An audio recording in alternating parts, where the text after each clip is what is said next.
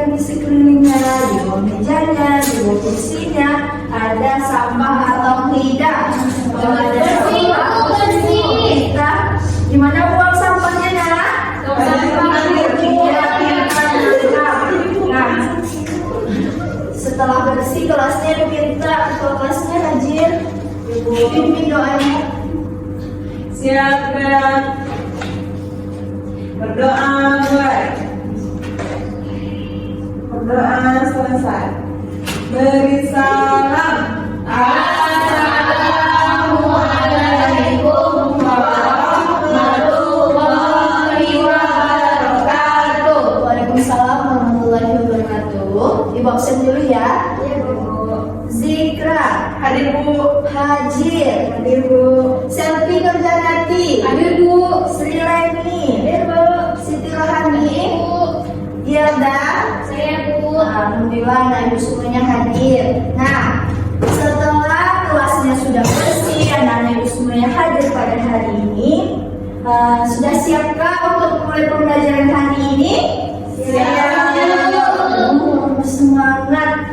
Sudah siapkah untuk mulai pembelajaran hari ini? Siap. Kalau siap ibu mau tanya, siapa yang masih ingat pembelajaran kita minggu lalu? Bu. Ya, hari ini silakan. Cerita deskriptif, Bu. Cerita deskriptif apa lagi? Iya betul. Kasih untuk pemantap untuk hari. Tepuk mantap. Mantap, mantap. Mantap, mantap. Mantap. Luar biasa. Kemarin kita sudah bahas tentang teks deskriptif dan juga argumen materi. Hari ini kita belajar tentang teks narasi fiksi. Oke. Pada materi narasi teks fiksi ada 4 tujuan pembelajaran. Yang pertama, setelah nanti anak-anak ibu mengamati video animasi, kalian mampu menyebutkan tokoh yang ada di dalam cerita tersebut. Yang kedua, setelah nanti anak-anak ibu mengamati video, kalian mampu menilai seperti apa sikap para tokoh yang ada dalam cerita tersebut. Yang ketiga, nanti pada saat proses pembelajaran ibu akan membagi kalian menjadi beberapa kelompok. Dari hasil diskusi tersebut kalian mampu mengidentifikasi pesan atau amanat dari cerita yang ibu berikan. Nah, yang terakhir yang keempat, setelah diskusi dan juga tanya jawab, anak-anak ibu mampu menghubungkan pesan yang ada di cerita tersebut dengan kehidupan kita sehari-hari. Nah, itulah tujuan pembelajaran kita hari ini. Sebelum kita masuk ke materinya, ibu mau kalian menyanyikan lagu nasional untuk meningkatkan rasa nasionalisme dan meningkatkan semangatnya. Bisa? Bisa. Kita menyanyikan lagu dari Sabang sampai Merauke. Yuk semuanya berdiri. Dari Sabang sampai Merauke.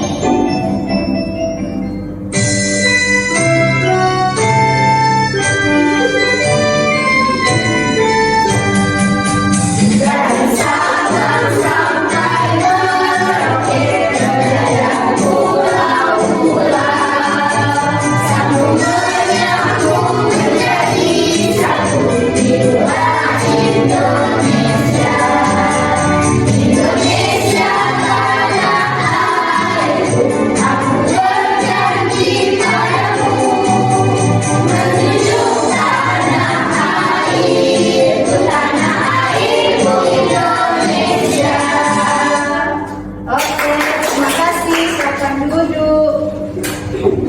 Nah, setelah kita menyanyikan lagu dari Sabang sampai Merauke, ibu mau tanya nih, kan kita semua yang ada di dalam kelas ini dari berbagai macam daerah. Makanya Leni dari mana?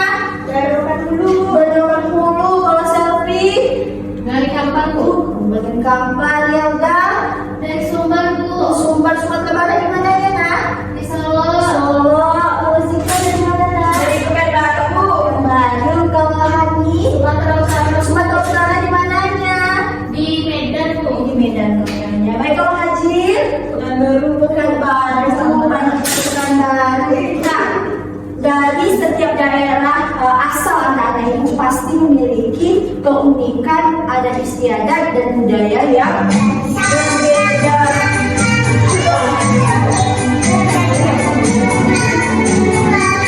Takut.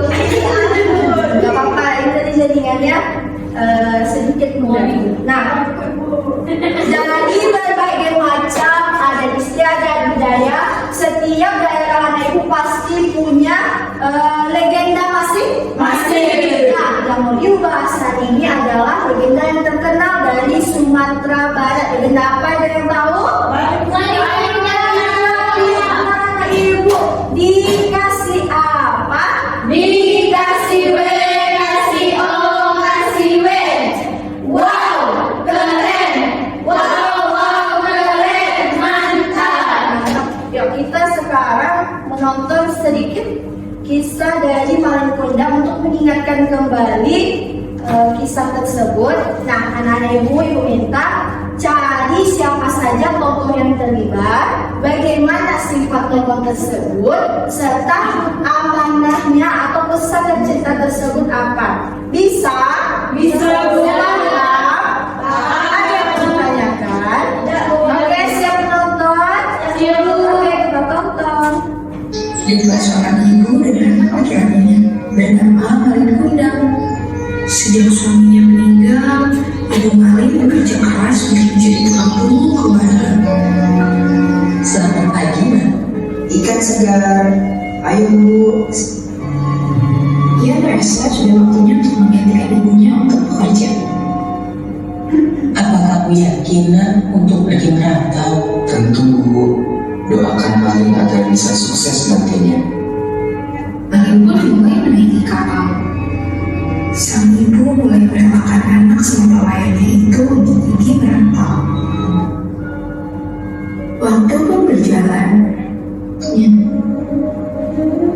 Malin anakku, aku sangat merindukanmu, Nak. Ia sang ibu Ya, yang kecil dan miskin sepertimu. tidak disangka, Malin pun tidak mengakui ibunya. Saat ibunya mendekat, Malin segenapnya untuk berdoa. Kapal yang membawa Malin terombang. Namun, permintaan maaf Malin sudah terlambat. Tak lama, seluruh tubuhnya menjadi kaku dan tidak bisa digerakkan sama sekali. Ibu, tolong Malin, Bu. Seluruh tubuh Malin berubah menjadi batu. Itu adalah hukuman yang harus diterimanya karena durhaka kepada orang tua. Nah, baik, sudah nonton kisah Malin Kundang. Malin Kundang dari mana, Nak? Sumatera Barat. Siapa saja tokoh yang ada di dalam cerita tersebut? Ayo, siapa yang tahu? Ayo, silakan. Ya, silakan lagi. Ya, silakan Zikra. Tokoh dari Malin Berdiri, Nak, biar teman-temannya dengar.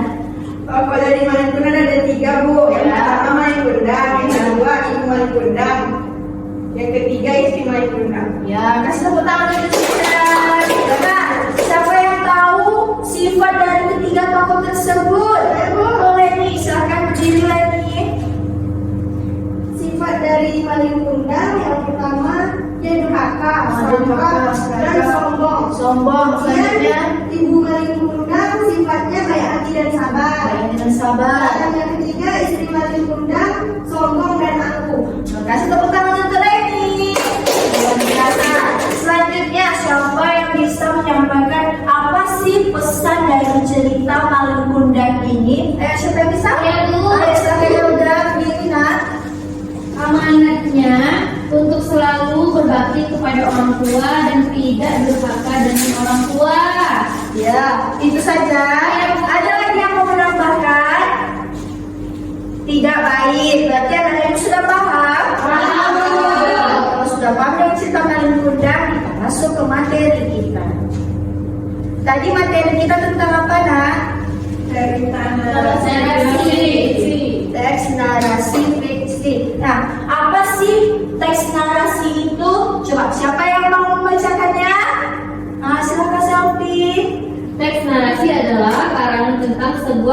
peristiwa kejadian, tindakan atau keadaan dengan berurutan sesuai dengan urutan waktu secara detail kronologisnya yang bersifat fiksi, khayalan maupun fiksi, yaitu fakta atau keadaan yang sebenarnya. Nah, dapat kita simpulkan teks narasi ini merupakan karangan peristiwa atau kejadian. Di dalam teks narasi ini ada dua. Yang pertama fiksi dan juga non fiksi. Yang kita bahas hari ini adalah ya fiksi. Fiksi berarti khayalan. Tidaknya apa sih tujuan dari adanya teks narasi ini? Coba ini bacakan. Tujuan teks narasi untuk memberikan informasi, menambah pengetahuan, serta memberikan hiburan bagi pembacanya. Nah, selanjutnya struktur teks narasi ada empat. Yang pertama apa? Ada orientasi, Yang kedua Hajir. Komplikasi. Ketiga Selfie. resolusi, Dan yang terakhir Zikra. Koda. Nah, sampai di sini anaknya paham? Ada yang mau ditanyakan? Tidak. Tidak. Kalau tidak, berarti ini memberikan lembar kerja yang akan kalian kerjakan secara berkelompok. Kelompok satu itu ada Yelda dan juga ini silakan untuk kelompoknya langsung merapat. Ini lembar kerjanya. Yang kelompok dua Zikra dan Hajir. Ya silakan yang mau tahu ya. Dan kelompok tiga Selfie setelah ini. Nah,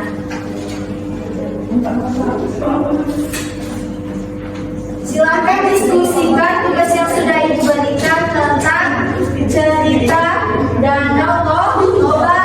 Tugasnya sama, kalian mencari siapa saja sih tokohnya, bagaimana sifatnya, dan apa sih pesan yang ada di dalam cerita tersebut. Ibu kasih waktunya 5 menit saja. Ya Bu. Bisa kita mulai? Bisa. Silakan. Easy peasy Bu. Next. Luar biasa. Sudah siap semua? Oke. Kelompok yang mana dulu mau presentasikan? Ibu, silakan Hajir maju ke depan. Presentasikan hasil diskusinya ya. Iya. Ya pertanyaannya? Iya. Ada yang belum merasa pede kami tentang cerita Danau Toba. Pertanyaan adalah mengenai tokoh dan sifatnya. Tokoh pada cerita Danau Toba itu ada Toba, sifatnya baik mimpi, rajin, dan ikrar janji. Tokoh yang kedua adalah istri Toba, sifatnya peduli dan penyayang. Tokoh yang ketiga adalah Sang Mesir, sifatnya itu dia manja, kurang baik, dan pemalas. Itu berdasarkan hasil bacaan yang kami baca buku. Ada yang mau ditambahkan? tidak Bu. Sudah betul jawaban dari kelompok Hajir? Betul. Kasih untuk tangan dari kelompok Hajir. Nah, selanjutnya kelompok yang mana mau? Oke, silakan maju ke depan. Baiklah, kami akan mempresentasikan untuk tokoh-tokoh dalam cerita Danau Toba. Itu ada 3, yang pertama Toba, kedua istri Toba, dan yang ketiga Sang Mesir. Ada yang mau menambahkan? Sudah betul? Betul. Kasih tepuk tangan untuk kelompok ini. Dan yang terakhir kelompok Selfie. Siapa yang mau di depan? Saya Bu. Oke, silakan Selfie. Nah, pesan tentang cerita Danau Toba yaitu jika telah berjanji maka wajib untuk menepatinya agar orang lain tidak tersakiti. Bagaimana jawaban Selfie? Ada yang mau menambahkan? Tidak. Kasih tepuk tangan.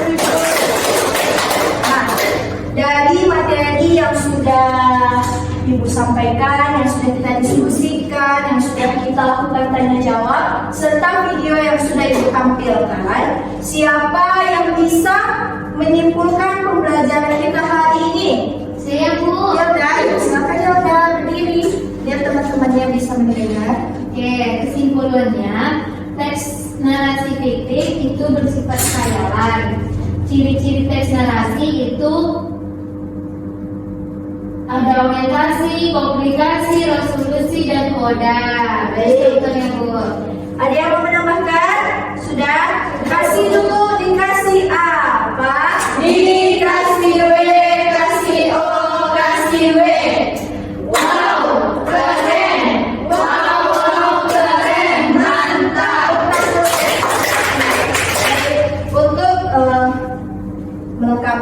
penilaian Ibu memberikan lembar evaluasi berupa soal yang kalian kerjakan masing-masing. Ini nggak kelompok ya nak ya? Ibu kerjakan sendiri.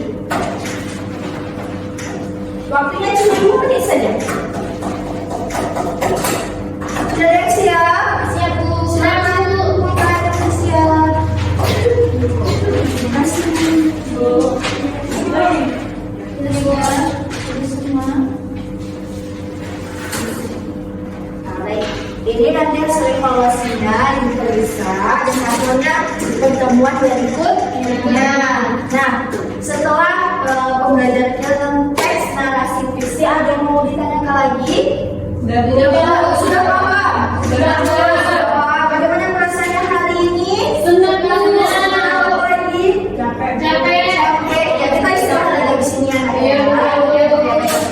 Ibu ucapkan terima kasih karena anak Ibu sudah mau mendengarkan. Ibu tutup. Assalamualaikum warahmatullahi wabarakatuh. Waalaikumsalam warahmatullahi wabarakatuh. Terima kasih.